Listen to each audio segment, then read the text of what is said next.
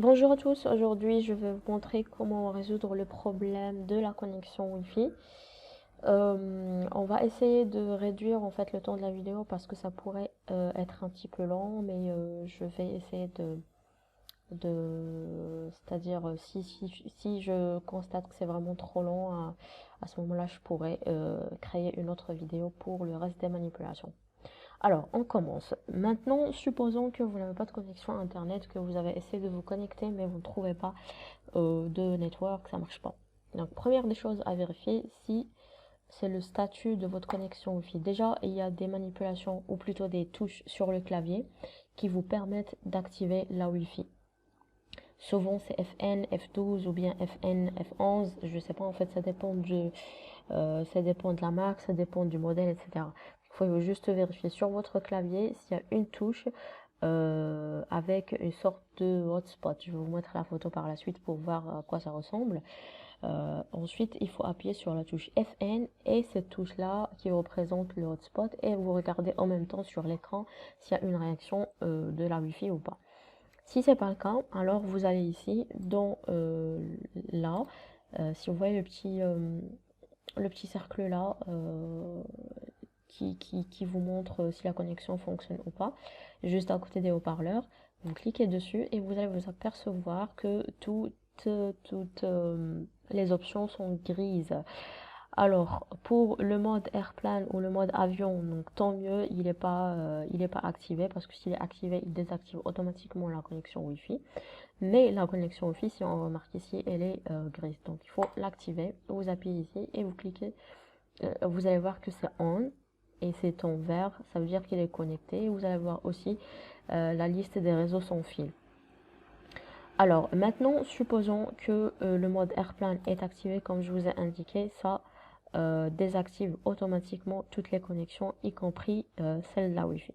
Alors, il faut désactiver le mode avion et activer le mode Wi-Fi. Ça, c'est une manière de le faire. Sinon, deuxième façon, c'est d'aller dans Wi-Fi ici, paramètres Wi-Fi. Si vous écrivez juste Wi-Fi là, vous allez dans paramètres Wi-Fi. Ici, je clique dessus. Et là, en général, c'est en off. Donc, il faut le réactiver en on. Et automatiquement, les réseaux vont afficher, vous vous connectez à votre réseau personnel. Voilà. Là, c'est une des manipulations qu'il faut faire qui pourrait peut-être résoudre le problème du premier coup.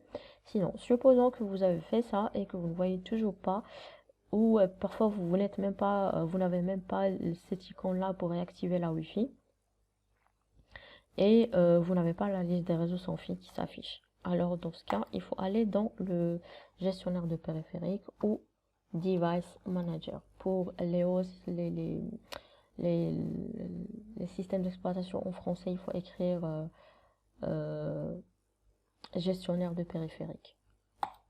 Alors maintenant, on va dans Device Manager et là on va dans Network Adapter. Dans Network Adapter, il faut chercher le périphérique là où il y a Wireless. Moi j'ai deux, Wireless ça et Wireless ça. Donc pour Wireless, des fois, si vous ne trouvez pas en fait l'option Wireless à activer, là où je vous ai montré, ça veut dire qu'il est peut-être désactivé. Je vais vous montrer à quoi ça ressemble quand c'est désactivé. C'est en fait une petite flèche qui apparaît sur le pilote en question. Celle-là, voilà.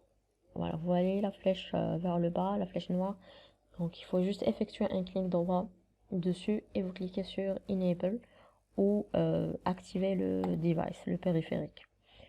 Dès que vous cliquez dessus, ça va automatiquement apparaître en bas à droite et vous choisissez le réseau en question.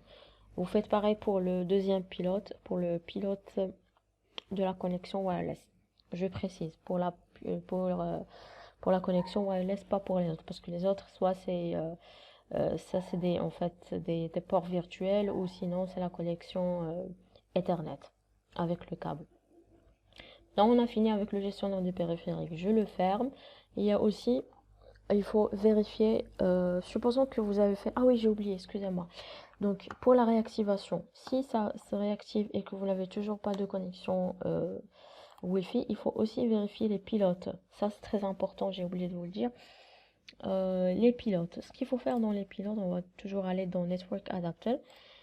Pour les pilotes, vous avez deux façons. Soit vous allez télécharger le pilote depuis le site du fabricant sur un autre ordinateur, vous le copiez sur une clé USB et vous l'installez dans cet ordinateur-là ou dans l'ordinateur en question qui ne fonctionne pas. Ou sinon, vous allez brancher un câble Ethernet entre l'ordinateur et le routeur. Le câble Ethernet, ça veut dire le câble RJ45. C'est le câble qui relie l'ordinateur et le routeur, ça ressemble à un câble de téléphone mais un peu plus gros. Ensuite, quand vous allez brancher le câble, vous aurez accès à Internet, vous téléchargez le pilote et vous l'installez. Si vous n'avez pas la possibilité de le faire et que ça a déjà fonctionné auparavant dans cet ordinateur-là, ça veut dire que le pilote, il est présent, mais il n'arrive pas à le télécharger ou il n'arrive pas à l'installer suite à une mise à jour ou je sais pas, une modification du système, peu importe. Donc, ce qu'il faut faire, tout simplement, il faut juste effectuer un clic droit dans le wireless, ici, et ensuite vous allez sur Update Driver ou mettre à jour le pilote. Je clique dessus, je vais avoir deux choix. Je clique sur le deuxième choix pour me donner la possibilité de choisir dans la liste qui est déjà installée. La liste des drivers qui sont déjà installés, je veux dire. Ensuite, il ne faut pas cliquer sur parcourir parce qu'on ne connaît pas exactement le chemin du pilote. Il faut aller dans C, D, driver, etc. On ne va pas le chercher. Mais puisqu'elle a été déjà installée, il faut juste cliquer sur Let me pick from a list of available drivers. Donc je clique dessus. Et là, je vais avoir un petit tableau. Il faut cocher cette case-là. S'il n'est pas coché, vous ne verrez rien. Il faut absolument cocher la case Show Compatible Hardware. Je coche cette case et là, je vais choisir la date la plus récente. Pour moi, c'est la 2016. Je clique dessus et ensuite je clique sur suivant, installer, etc. et terminer. Je ne vais pas le faire maintenant parce que pour moi, ça fonctionne et donc c'est pas la peine de le faire. Alors, je vais cliquer sur cancel. Ça, c'est une manière. Vous faites exactement la même chose pour les deux, wireless, mais en général, vous allez juste avoir une seule carte Wi-Fi. Donc, pas besoin de le faire pour toutes les cartes. Voilà, donc c'est tout ce qu'on va faire sur le Device Manager. Il y a aussi ce que nous appelons les services. Il faut aller sur la barre de recherche toujours. Je vais écrire service. De toute façon, il apparaît tout en haut. S'il apparaît pas, il faut juste continuer sur service. Services app. Et là, il faut chercher WLAN. WLAN.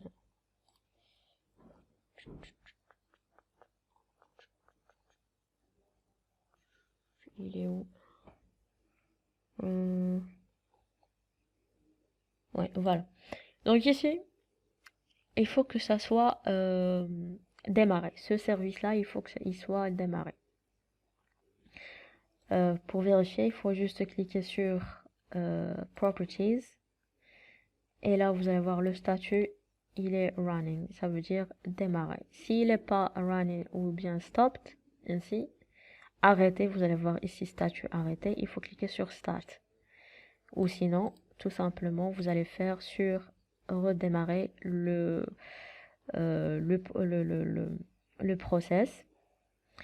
Mais il faut absolument que ça soit démarré. Il faut que vous ayez ici le statut démarrer et le type automatique. Parce que voyez-vous, regardez. Si je clique sur stop, je clique sur OK, plus de connexion internet et il n'y a pas l'option pour l'activer non plus. Alors, pour le réactiver, il faut aller sur WLAN. Je clique sur démarrer, start, le type automatique et je clique sur OK. Voilà, c'est tout ce qu'il faut faire.